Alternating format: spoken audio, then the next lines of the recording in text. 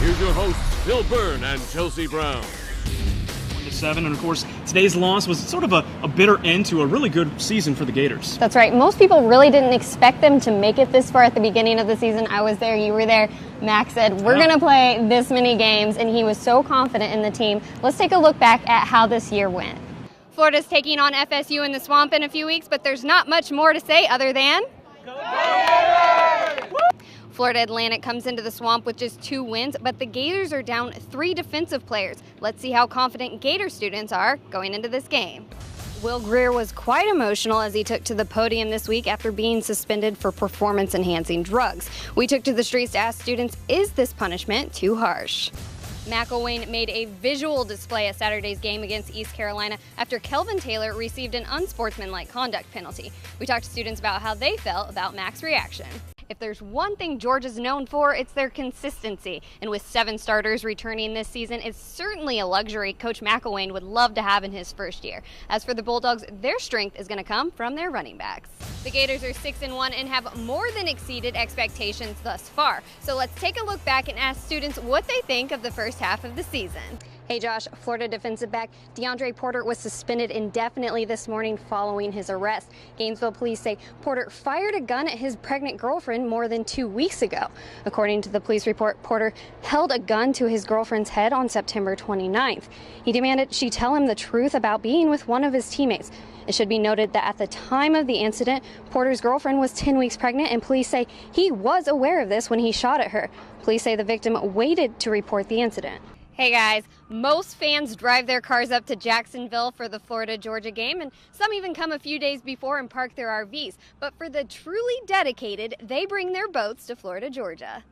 All the naysayers questioning the Gators' success were silenced on Saturday night after Florida beat Ole Miss in a 28-point win. We talked to players, and they said it's not luck that brought them this far. It's working hard in practice every day. For a vet like Trip Thurman, the improvements in the offensive line is something he's proud of. No, I'm not surprised at all. These guys work their butts off, and it's all about communication up front. I mean, you could have four guys go to the draft, and if that didn't work out, it's okay. But you got a bunch of young guys, and I'm really proud of them up front.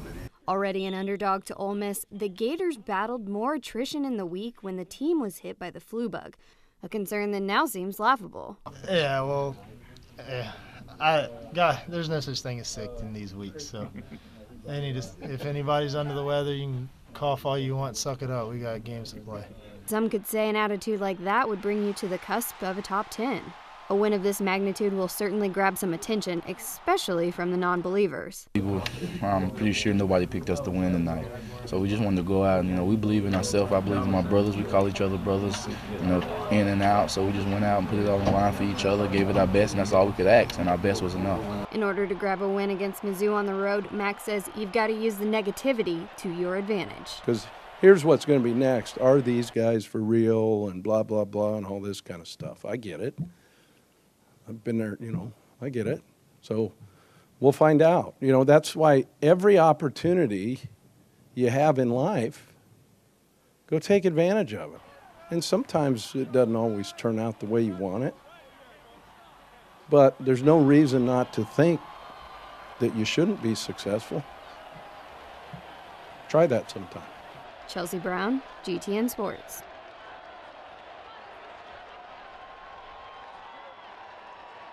The word on campus. It's no secret that Florida and Georgia don't like each other, so let's ask students what they think about this rivalry. The difference between the games here and then that specific game. Well, there's just so much more people that actually go to tailgate there. Trash talking and, it's fun though, it's fun. People notice the world's largest cocktail party. Georgia fans are usually pretty intense, always, so sort of the energy on both sides sort of combating each other I think will be really exciting. Our odds of winning this year are? I think with Nick Chubb hurt, I think we'll have a really good chance. I don't really respect Georgia that much. They haven't really beaten anybody in the conference that I think is worthy of an opponent for us. We're just going to be rooting for the Gators like we always have. We're going to win.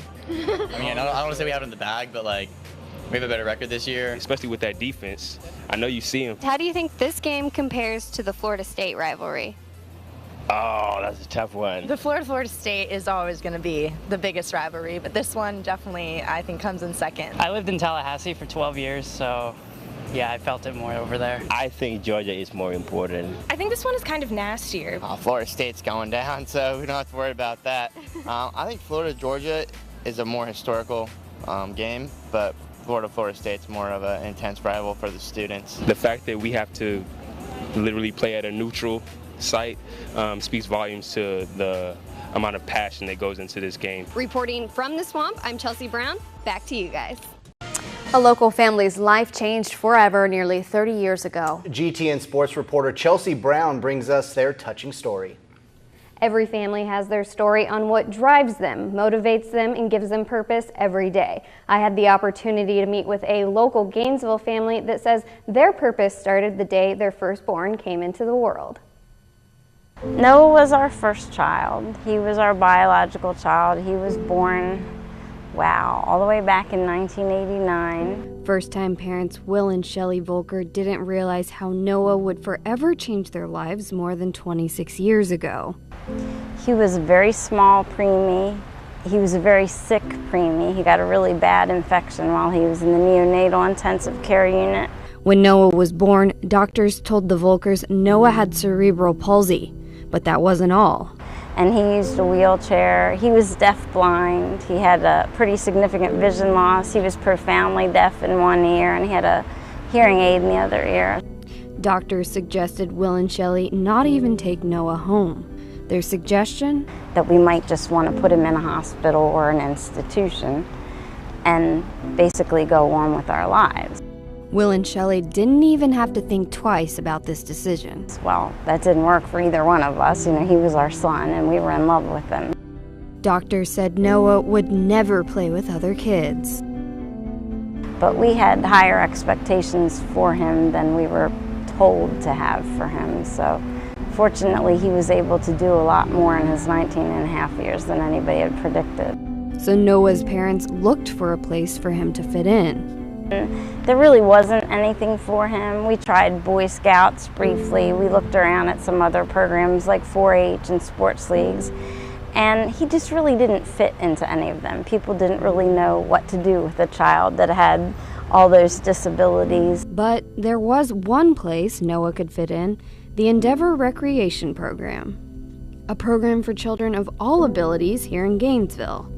Not only did Noah play with other kids, he played baseball, soccer, and he even swam. His favorite was swimming. He loved to swim.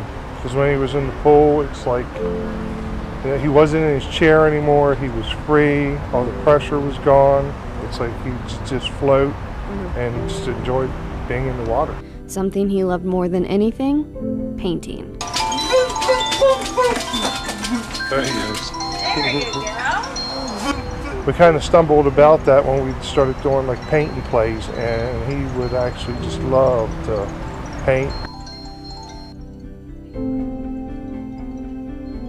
Noah passed away in 2009, so Will and Shelley had a decision to make. Were we going to continue doing this now that we didn't have a child with a disability anymore? But we had met so many children and families over the year who really needed something like the Endeavor League that we decided that yes, we definitely would continue it. And when the Volkers decided to continue the Endeavor League, they decided to honor Noah and rename it Noah's Endeavor. Henry DeGans is a father of twin boys. He says the program has helped his twins develop. And I was amazed when I first came and I met Will, and he introduced me to all the other kids who had quote-unquote disability or developmental delay. Volunteers who've been with the organization for a few years say Noah's Endeavor is irreplaceable. Some of these kids can't participate in organized sports, so it gives them a chance to, feel the part, do it and everything. And for that, parents are grateful. It gives the kids a chance to become part of the community, and they're able to participate at their level. I just think it's great for every kid with different abilities to be able to belong and feel like they belong. Noah's story continues from here. Join me next week as I dig deeper into what really drives this organization. Reporting in studio, I'm sports reporter Chelsea Brown, GTN News. really a touching story. Great And way to keep his memory alive as well. certainly, and it's so nice what they do, and I think that woman said it correctly. They have their abilities at their level, not disabilities, but their abilities at their level. Helping others. Yeah. All right.